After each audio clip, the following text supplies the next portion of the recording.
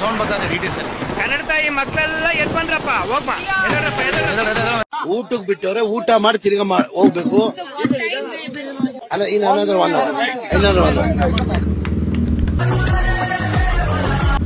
ನಾನು ಈ ಥರ ಎಲ್ಲ ಕಾಮಿಡಿ ಡೈಲಾಗ್ಗಳು ಅವಾಗವಾಗ ರಿಯಾಕ್ಷನ್ದು ಇವೆಲ್ಲ ಹಾಕ್ಬಾರ್ದು ಅಂತ ಅಂದ್ಕೊಂಡಿರ್ತೀನಿ.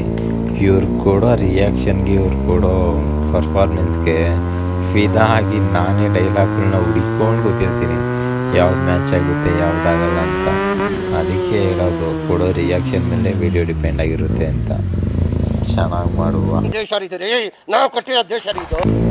ಇನ್ನೂ ಡಾರ್ಲಿಂಗ್, ನಾನು ಯೂಟ್ಯೂಬಲ್ಲಿ ಬಿಗಿನರು, ಬಟ್ ನನ್ನ ಎಡಿಟಿಂಗ್ ಮಾತ್ರ ನಾನೇ ಕನ್ವಿನ್ಸ್ ಆಗ್ತೀನಿ. ಸುಮ್ಮನೆ ಕಾಟಾಚಾರಕ್ಕೆಲ್ಲ ಮಾಡೋ ಮೈಂಡ್ಸೆಟ್ಟೇ ಎಲ್ಲ ನಂದು. ಏನೇ ಮಾಡಿದ್ರು ಎಫೆಕ್ಟ್ ಆಗಬೇಕು, ಅದು ಸಿಗುತ್ತೋ ಇಲ್ವೋ ಅದು ಸೆಕೆಂಡ್ರಿ. ಸೊ ಅದಕ್ಕೆ ಮಾಡ್ತಾ ಇದ್ದೀನಿ.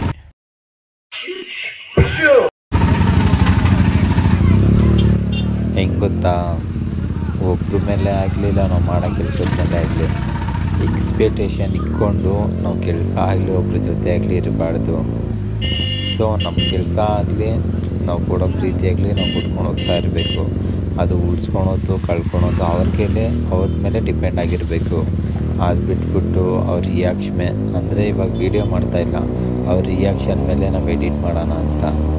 ಬಟ್ ಏನು ಮಾಡೋಕ್ಕಾಗಲ್ಲ. ಒಂದು ಟೈಮಲ್ಲಿ ಕಲಿಬೇಕು, ನೋಡಬೇಕಂತ ಇದ್ದಾಗ ನಾವು ನೋಡಲೇಬೇಕು.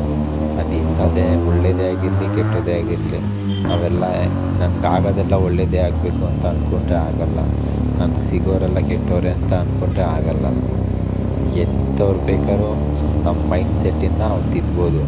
ನಾನು ಒಳ್ಳೆಯವನಾದರೆ ಒಳ್ಳೆಯವ್ರ ಜೊತೆ ಇರು ಅಂತ ನಾನು ಹೇಳ್ಬೋದು. ಕೆಟ್ಟವನಾಗಿ ಒಳ್ಳೆಯವನಾಗೋಕ್ಕಾಗುತ್ತಾ ನಾನು?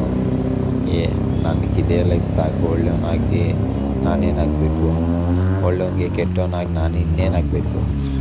ಡಾರ್ಲಿಂಗ್, ಒಳ್ಳೆಯವರು ಕೆಟ್ಟವರು ಅದೆಲ್ಲ ಬರಲ್ಲ. ಬರೋದು ಒಂದೇ, ನಿಯತ್ತಾಗಿ ಇದ್ದರೂ ಅಷ್ಟೇ, ಮೋಸ ಮಾಡೋರಿಗೂ ಅಷ್ಟೇ. ಕಾಮನಾಗಿ ಬರೋದು ಸಾವು. ಅದಕ್ಕೆಲ್ಲ ನಾವು ತಲೆ ಕೆಡಿಸ್ಕೊಂಬಾರ್ದು. ಇರೋ ಅಷ್ಟು ದಿನ ನಮ್ಮ ಖುಷಿಗಾಗಲಿಲ್ಲ ನಮ್ಮವ್ರಿಗೋಸ್ಕರ ಮಾತ್ರ ಬದುಕಬೇಕು. ಒಬ್ಬರನ್ನ ಕೈಯಲ್ಲಿ ಇಟ್ಕೊಂಡು ಆಟ ಆಡಿಸ್ಬಿಟ್ಟು ನೆಕ್ಸ್ಟು ಬಾಯಿ ಹೇಳೋದಲ್ಲ. ನನಗೆ ಇವಾಗ ಕ್ಲಾರಿಟಿಗೆ ನಾನೇ ಸಮಾಧಾನ ಮಾಡ್ಕೊತಾ ಇದ್ದೀನಿ. ಏನು ಗೊತ್ತಾ, ಒಂದೊಂದ್ಸಲ ಅನಿಸುತ್ತೆ ನಾನು ಇಷ್ಟೆಲ್ಲ ಕಷ್ಟಪಟ್ಟು ವೀಡಿಯೋ ಮಾಡಿಕೊಂಡು ಎಡಿಟ್ ಮಾಡಿ ಅದಕ್ಕೋಸ್ಕರ ತುಂಬ ಟೈಮ್ ಸ್ಪೆಂಡ್ ಮಾಡ್ತೀನಿ, ಆದರೂ ವ್ಯೂಸ್ ಓಡ್ತಾ ಇಲ್ಲ, ಸಬ್ಸ್ಕ್ರೈಬರು ಬರ್ತಾ ಇಲ್ಲ ಅಂತ.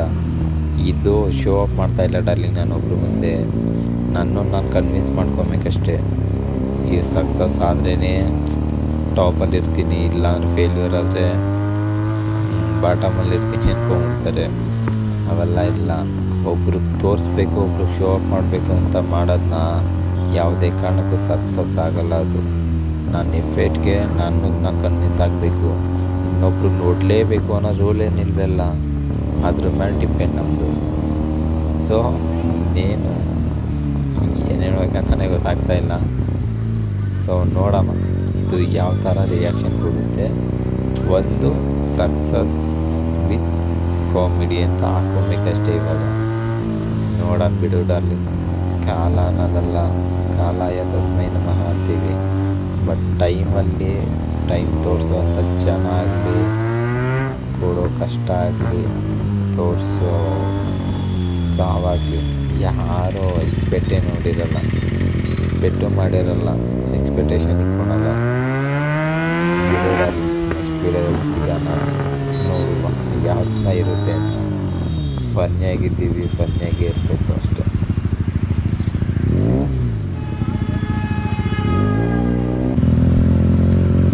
ಸಿಗೋಣ ಡಾರ್ಲಿಂಗ್ ನೆಕ್ಸ್ಟ್ ವಿಡಿಯೋದಲ್ಲಿ.